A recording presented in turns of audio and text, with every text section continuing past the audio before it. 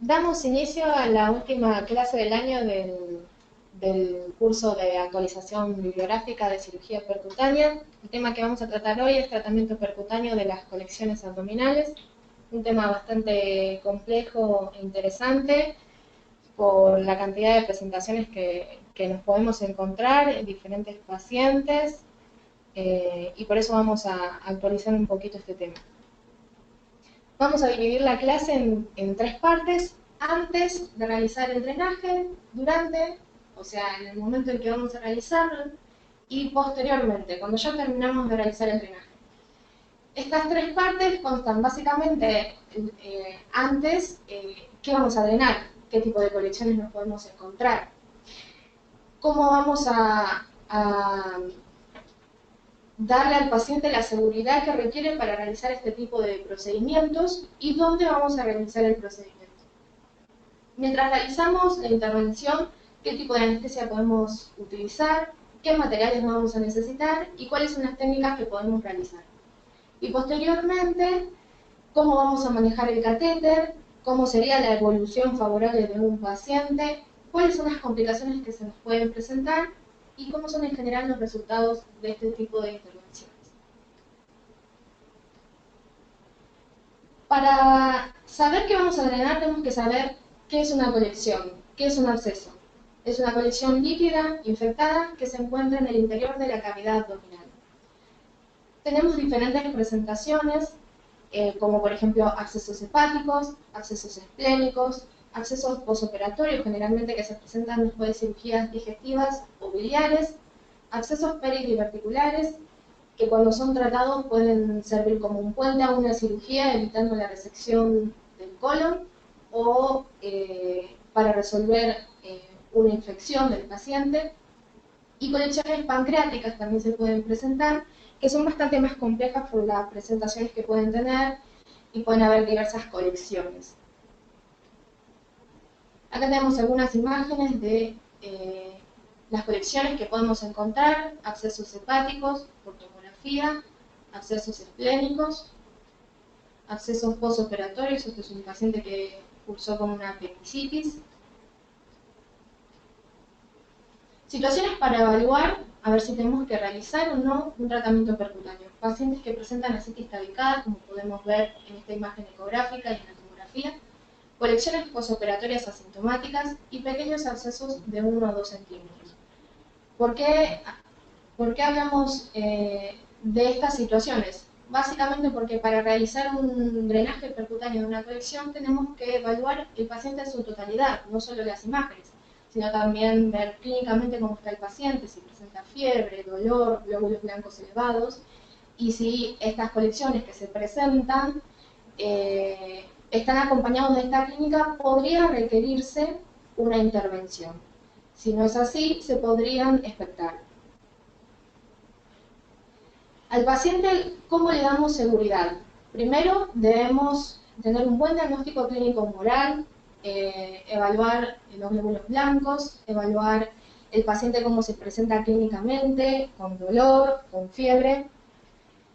El diagnóstico por imágenes es imprescindible. Tenemos diferentes métodos para utilizar para poder diagnosticar a estos pacientes, como son ecografía, que es un método sencillo, fácil de realizar, tomografía, resonancia nuclear magnética, y en algunos pacientes se pueden utilizar otros estudios, como por ejemplo radioscopía, pero son los menos. Principalmente, la persona que va a realizar estos procedimientos debe tener una capacitación intelectual y técnica. No solo basta con la teoría, sino es necesario haber realizado algún procedimiento, haberlo visto previamente, y además de esto, contar con los materiales necesarios para poder realizarlo. Y una de las cosas principales es el consentimiento informado. A pesar de ser intervenciones mínimamente invasivas, son intervenciones, de todas maneras, con sus riesgos y complicaciones, por lo cual los pacientes deben tener en cuenta estos riesgos y estas complicaciones para poder darnos el aval para realizar estas intervenciones.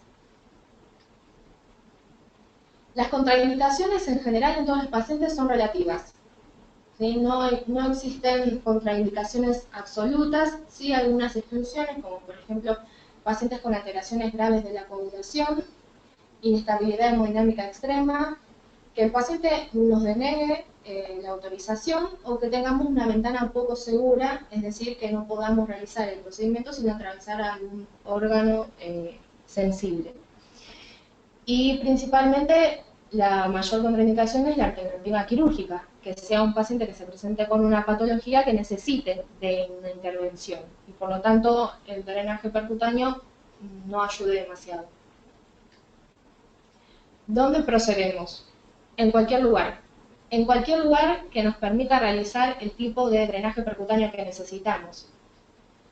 Para esto, ¿qué tiene que contar este lugar? Con elementos básicos necesarios, primero para poder realizar una anestesia, segundo para poder realizar la intervención y tercero para que haya seguridad tanto como para el paciente como para los que lo vamos a realizar, si es que necesitamos, por ejemplo, una guía radioscópica. Como lo refería recién, la anestesia, si va a ser local, si va a ser general, si va a ser una sedación, de esto depende de dónde podamos realizar el procedimiento. La oportunidad, si es una cirugía electiva, si no es una cirugía de guardia. El soporte que requiere el paciente, si es un paciente ambulatorio, un paciente que se encuentra en la terapia intensiva, en RM. Y según la guía de imágenes específicas que necesitemos, si es una colección que se puede ver por ecografía y evitar llevar el paciente al tomógrafo, se puede realizar tanto en la cama del paciente como en el quirófano. Mientras realizamos el drenaje, ¿qué tenemos que tener en cuenta? La anestesia puede ser local, regional, una sedación o general. ¿Y de qué va a depender? Primero del paciente, las comorbilidades, la edad, la preferencia del paciente, la realidad que a veces hay pacientes que no tolerarían una anestesia local y deciden o nos solicitan que sea con una sedación. Y el tipo de colección, si es una colección única, si son múltiples colecciones, la topografía de la colección, si es algo superficial, es profundo, y la relación con otros órganos y vísceras huecas, y principalmente vasos. Los materiales que vamos a utilizar, ya hemos hablado en clases anteriores de los materiales, son los de siempre. Básicamente vamos a necesitar agujas y guías. Las agujas que utilizamos son las Chiva de diámetros varios y las agujas de 18G que permiten la introducción del alambre 0035. Los catéteres generalmente son catéteres hidrofílicos de 10 a 12 French, pero puede variar el diámetro hasta 30 French, dependiendo del tipo de colección que tengamos, si son colecciones más líquidas, más viscosas, si son múltiples colecciones, si son colecciones purulentas, como podemos encontrar a veces en pancreatitis o coagulomas. El tipo de fijación interna que utilizamos generalmente para nuestros catéteres son tipo pigtail. Existen otros sistemas como de balón o tipo Mallecot, pero los que mejor se fijan son los tipo pigtail. Estos catéteres deben estar conectados a sistemas cerrados, tanto aspirativos como no, pueden ser bolsas colectoras, y siempre es importante recordar, hay que permeabilizarlos con solución fisiológica. Los tipos de drenajes que podemos encontrar son los transabdominales, anteriores o laterales, los posteriores, transglúteos, transrectales, transvaginales y transperitoneales. ¿Sí? Los que más se utilizan obviamente son los transabdominales. Los transglúteos sirven generalmente para colecciones a nivel de la pelvis. El transvaginal se realiza utilizando un colposcopio. Es bastante molesto para la deambulación de los pacientes, por eso en las mujeres se prefiere por ahí el transrectal o el transperineal. Así que acá tenemos algunas imágenes para ver un drenaje transabdominal anterior, un drenaje transabdominal lateral, drenajes posteriores y drenajes transglúteos. Existen tres técnicas básicas de drenaje, tipo Seldinger, Trocar y tipo Tandem. La tipo Seldinger, lo que vamos a utilizar es a través de la punción con una aguja, que puede ser bajo guía tomográfica o bajo guía ecográfica, nosotros vamos a evidenciar la llegada de la aguja a la colección. A través de eso vamos a colocar un alambre 0035 y a través de este alambre con dilatadores coaxiales vamos a dilatar el trayecto para posteriormente colocar un catéter. Esta es la técnica que nosotros más utilizamos para todos los drenajes percutáneos de colecciones que realizamos, porque es bastante segura y permite llegar bien a la colección. El otro tipo de técnica es la de Trocar. La de Trocar lo que se utiliza es el mandril del catéter. El catéter está montado en el mandril. A través de la guía ecográfica o tomográfica se introduce el mandril directamente a la colección y posteriormente se desenvaina el catéter ajustando la fijación interna, el pigtail, a nivel de la colección. Es un procedimiento que tiene una relativa alta tasa de éxito, pero no se puede utilizar en colecciones muy profundas debido a lo cruento que puede resultar este procedimiento. Se utiliza para colecciones más superficiales donde no hay interposición de otros órganos o vísceras huecas. La tercera técnica de drenaje es la técnica de Tandem. Lo que utiliza esta técnica es a través de una punción con una aguja fina, se posiciona esta aguja a nivel de la colección, se aspiran aproximadamente 3 a 5 centímetros de líquido de la colección para estar seguros de que estamos dentro, y posteriormente se coloca una aguja más gruesa paralela a la aguja fina. Acá se puede ver en la imagen cómo va colocando la segunda aguja, y acá en la tomografía el control, las dos agujas se pueden evidenciar a nivel de la colección.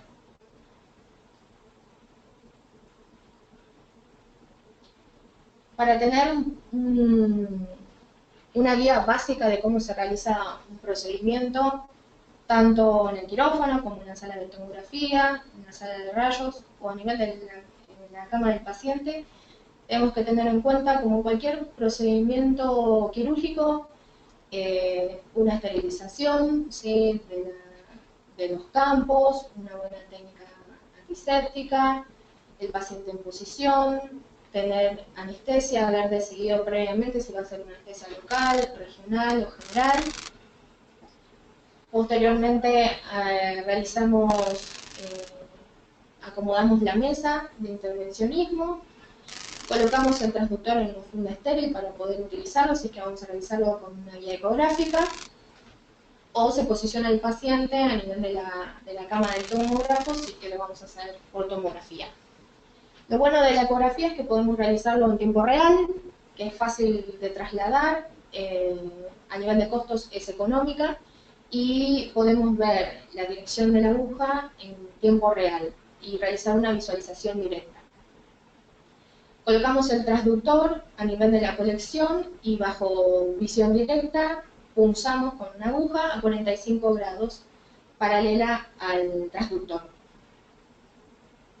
Extraemos el mandril de la aguja, aspiramos aproximadamente 3 a 5 centímetros, ¿por qué no la totalidad de la colección? Para que nos permita que se enrolle el alambre en la misma. Colocamos la guía metálica con punta en J, dilatamos el trayecto con dilatadores coaxiales. La dilatación va a depender del diámetro del catéter que vayamos a utilizar.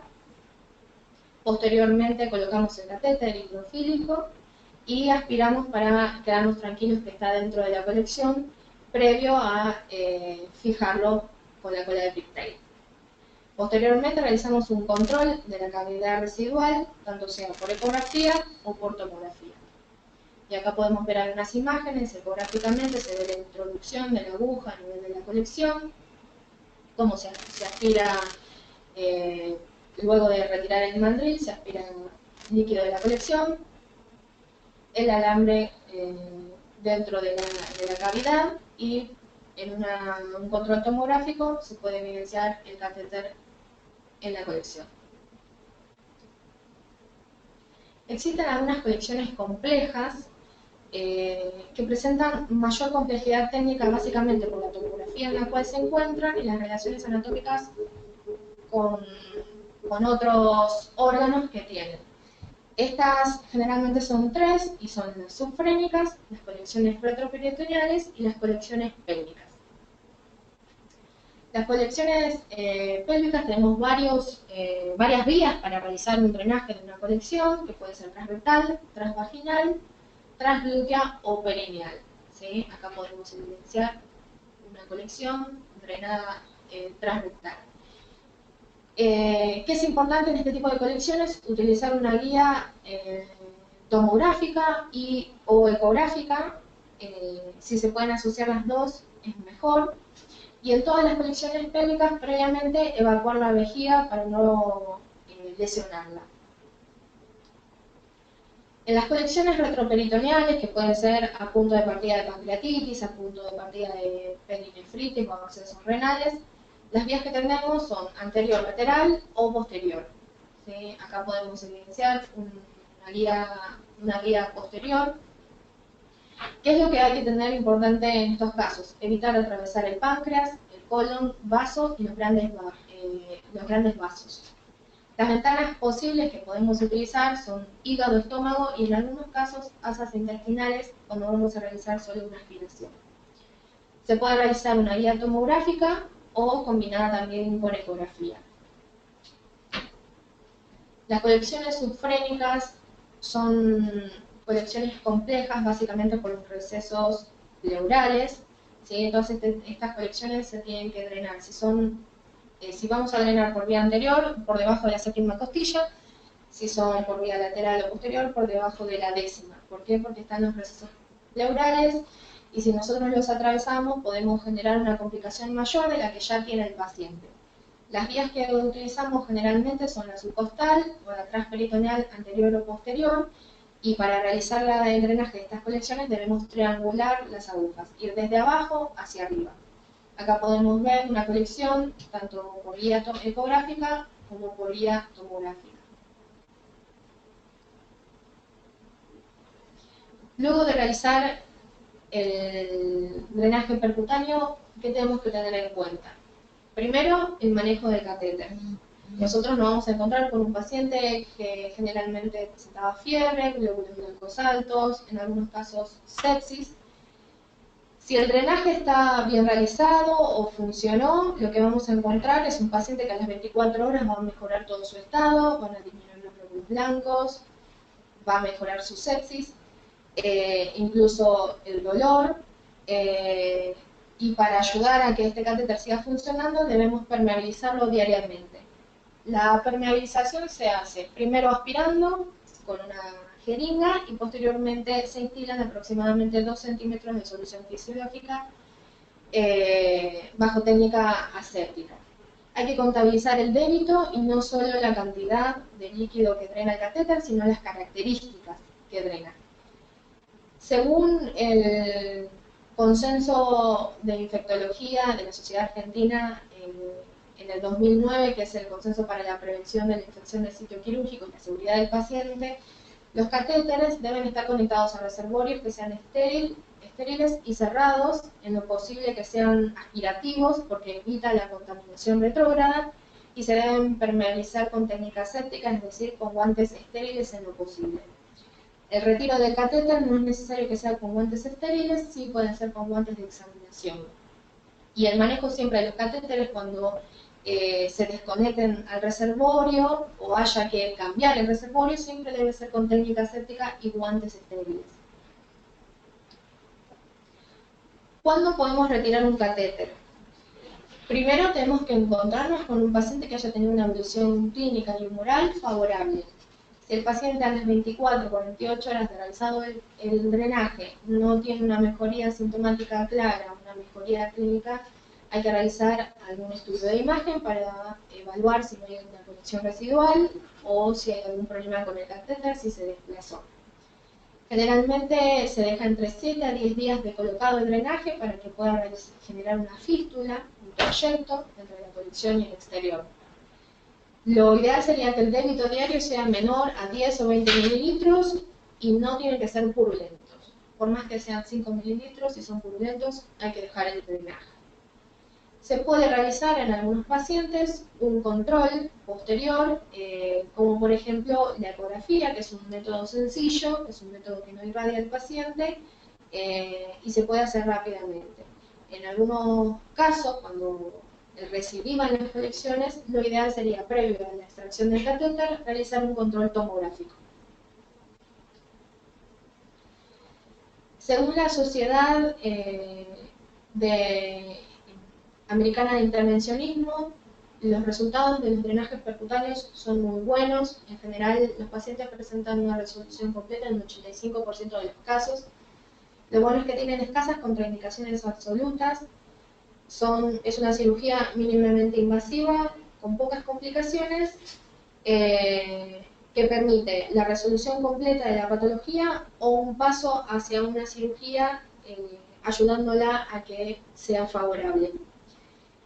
Existe un mayor porcentaje de fallas en pacientes graves. ¿Quiénes son estos pacientes? Pacientes en shock séptico, pacientes con múltiples colecciones o pacientes cuya causa de las colecciones debería ser resuelta a través de una cirugía.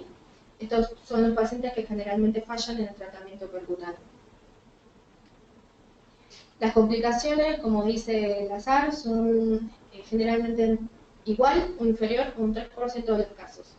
Se dividen en complicaciones mínimas y complicaciones mayores. Las mínimas son las que no alteran el curso de la intervención del paciente ni su mejoría sintomática, y las mayores son aquellas que alteran su evolución o la empeoran. Podemos mencionar sangrados, que pueden ser por lesiones de órganos sólidos, lesiones de vasos, complicaciones infecciosas, generalmente nos vamos a encontrar con bacteriemias, posterior al drenaje por la remoción del foco infeccioso, y en algunos casos muy raros se pueden presentar sepsis a foco de partida del tratamiento quirúrgico. Y la punción inadvertida de víscera hueca, que se va a presentar como fístulas. Las fístulas pueden ser de bajo débito, a menor a 100 mililitros por día. En este caso tienen buen pronóstico en general, con una dieta rica en proteínas y de alta absorción, mejoran. Y las fístulas de alto débito lo que generan es una internación prolongada, con mayor mortalidad del paciente, a veces requieren una cirugía mayor. En estos pacientes tenemos que tener en cuenta que hay que darles desde un principio nutrición parenteral total, colocar una sonda nasogástrica aspirativa y utilizar algunos agentes que disminuyan la secreción de las vísceras. Por último, y terminando esta clase, le vamos a dejar dos preguntas al doctor Jiménez. Primero, ¿qué opina de la punción aspiración? ¿Cuándo usaría este tratamiento sin dejar un drenaje? ¿Y qué piensa acerca del uso de fibrinolíticos? Y le dejo estas preguntas para que me las conteste ahora un ratito. Y como es la última clase del año, vamos a dejar algunas fotitos de todo lo que hemos hecho estos 6 meses y más de Fundación Daicin, que consiste no solo en trabajar, sino también en pasarla bien entre todos. Muchas gracias. Muy lindo, muy lindo. Hablando de las preguntas, después hablamos de la charla, y me pareció muy completa, muy dinámica, me gustó mucho. ¿Qué opina de la punción aspiración? ¿Cuándo lo usaría? Bueno, en realidad la punción aspiración está determinada en colecciones pequeñas. Pequeñas, algunos dicen menor de 4 centímetros, otros dicen menores de 3 centímetros. Muchas veces, cuando es tan pequeña, lo mejor es antibiótico-terapia y nada más, y la punción aspiración a lo sumo es para aspirar el líquido y poder hacer un cultivo de antibiograma.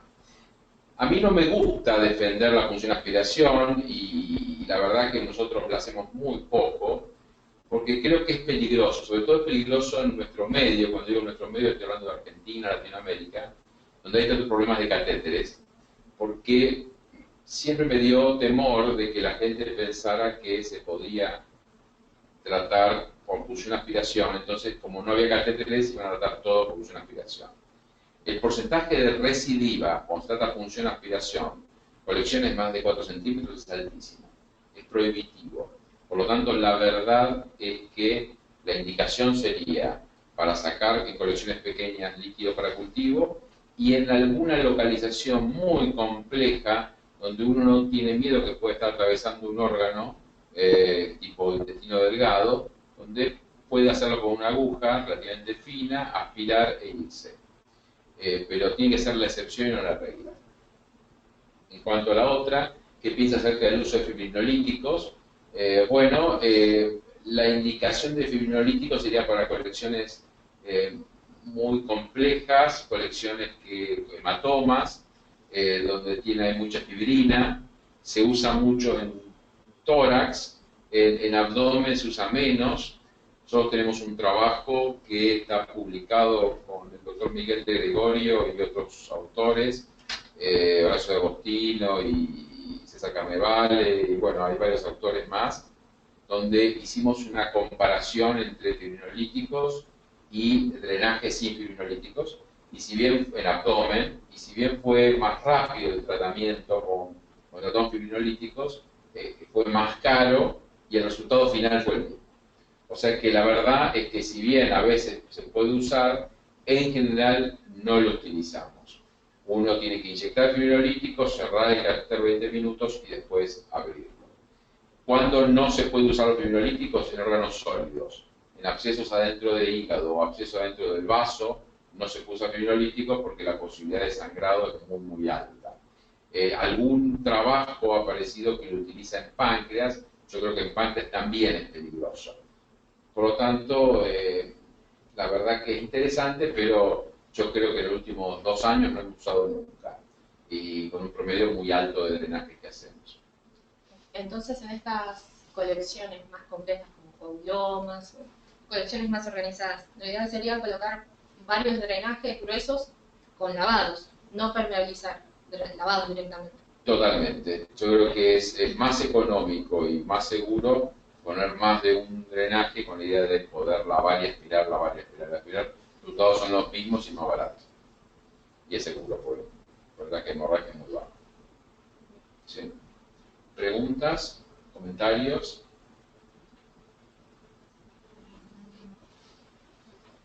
No, en cuanto a las imágenes de control antes de retirarlo, solamente en situaciones específicas. Sí, generalmente nosotros no utilizamos imágenes de control previo a la extracción de un catéter. Si el paciente clínicamente y moralmente tiene una notable mejoría y obviamente aparte de eso vemos la semiología del catéter, un catéter que venía drenando, que está permeable y ya no tiene débito, nosotros nos vemos autorizados a retirar un drenaje.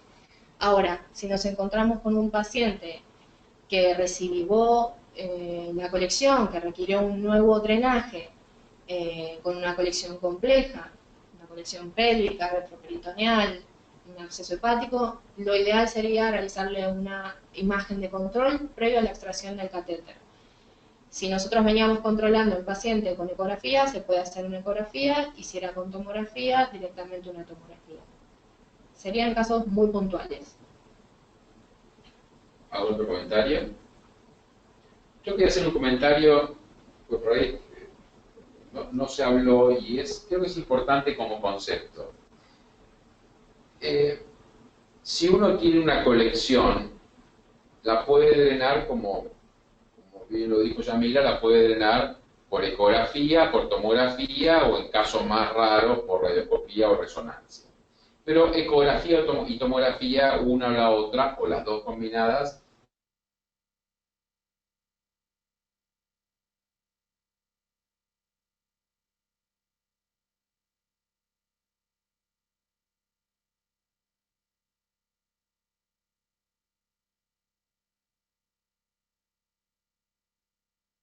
ecografía y o una resonancia magnética. La colección abdominal es un evento tan importante y potencialmente tan grave que amerita el costo-beneficio de hacer una imagen más compleja. ¿Por qué? Porque la ecografía es extraordinaria, pero tiene dos problemas. Uno es que colecciones profundas pueden pasar desapercibidas, y la otra es que la ecografía es muy buena para ver líquido abdominal, pero es mala para ver cantidad de líquido abdominal. Entonces uno puede subestimar la cantidad de líquido o puede pasar por alto alguna colección complementaria. O sea, drenaje por tomo, por eco o por las dos cosas, pero siempre una tomografía o resonancia previa al drenaje. Y además, agregando a eso, la ecografía es operador dependiente y aparte disminuye su éxito cuando el paciente está muy distendido porque el aire se interpone y no nos permite ver bien con claridad. Y además las estructuras óseas, si es una localización en pelvis, se nos complicaría un poco más para evidenciar un tipo de colección y poder drenarla con una ventana segura. Sí, es cierto. Horacio D'Agostino diría que en pelvis habría que usar ecografía porque no habría que usar la vía transglútea, sino que habría que usar la vía transvaginal o transrectal, que ustedes saben que en Estados Unidos creo que hay claramente dos vertientes, la de Horacio D'Agostino, que estimula el uso de la vía transvaginal o transrectal, y la del más general con Peter Müller, que le gusta más la vía transglútea. Pero sí, totalmente cierto. Hay un tema que a mí siempre me quedó en la cabeza con lo de la ecografía, que es operador dependiente. Sin duda la ecografía es operador dependiente, pero todo es operador dependiente. Ver una tomografía a diario, vemos lugares donde hay un radiólogo que informa brillantemente una tomografía y otro radiólogo que vos decís, ¿cómo no pudieron ver esto? O sea que igual hay cirujanos que uno dice qué brillante cirujano y otros que uno pregunta, ¿esta persona será cirujano? Entonces todo es operador dependiente. El que maneja un ómnibus es operador dependiente. Todo es operador dependiente. Entonces lo que pasa es que en la ecografía a veces se ve más, pero todo es operador dependiente. Lo que sí es que el que vaya a drenar un absceso debería manejar tomografía, radioscopía y ecografía. Porque si no, uno ve que se esfuerzan indicaciones ecográficas cuando no tendrían que hacerse, o se esfuerzan indicaciones tomográficas cuando una ecografía sería más rápida y más simple. ¿Algún comentario, pregunta más? Bueno, sí. Sí, una pregunta. Supongamos que estamos drenando una colección, una diverticulitis, un Hindenburg 2, un absceso, y advertimos después de poner el drenaje que estamos en la luz del colon. ¿Qué puede pasar? Puede ocurrir. ¿Y cuál sería la conducta? ¿Retiramos el drenaje, lo dejamos? Agregamos otro. Un amigo me contó que le pasó una vez. No, a ver, es una eventualidad que puede pasar sin lugar a dudas. A ver, si uno se da cuenta que atravesó un órgano hueco que no sea estómago, que el estómago es perfecto para atravesarlo, es un problema serio y en líneas generales el acuerdo es no sacar el catéter, dejarlo y evaluar la clínica posterior. Muchas veces se forma un trayecto, pasa desapercibido y no pasa absolutamente nada, pero hay que tener un seguimiento muy estricto, diferir el alta del paciente y si no hay síntomas y drena todo bien, demorar la extracción del catéter incluso 20 o 30 días para que se forme un buen trayecto. Pero es realmente una complicación muy delicada, muy seria.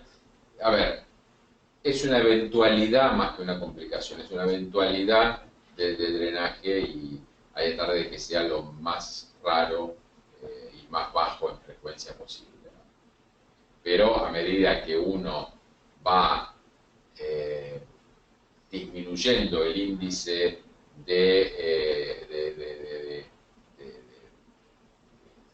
no poder drenar, cuando uno va disminuyendo el índice de ventana inadecuada, va aumentando, no en igual medida, pero aumentando la posibilidad de lesionar algún órgano. O sea que eso es un tema que va con la técnica. Bueno, esta es la última charla, pasar las fotos. Esta es la última charla del año. En febrero vamos a seguir con esta charla que dan los fellows de la Fundación DAICIM y que después los staff discutimos, los staff damos nuestro punto de vista, si no estamos de acuerdo lo decimos, si estamos de acuerdo también lo decimos, y que creo que da una visión un poco diferente a la del super experto, que también es muy útil. Es la visión de que está todo el día con el paciente, todo el día haciendo casos, pero todavía no tiene el background y la experiencia. Creo que algo muy útil. Bueno, a todos felices fiestas y seguimos en febrero.